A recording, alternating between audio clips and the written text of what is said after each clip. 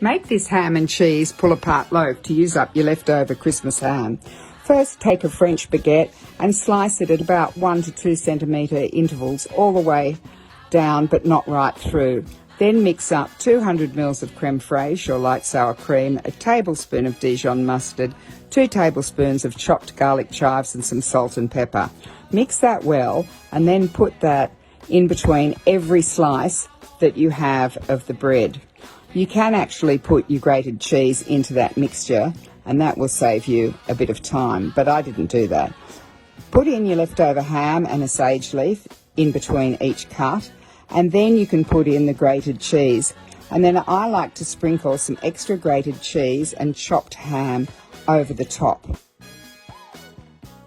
Wrap it up in foil and put it into a preheated 200-degree oven for 15 minutes. After 15 minutes, just open the foil so that the top can brown. Serve immediately.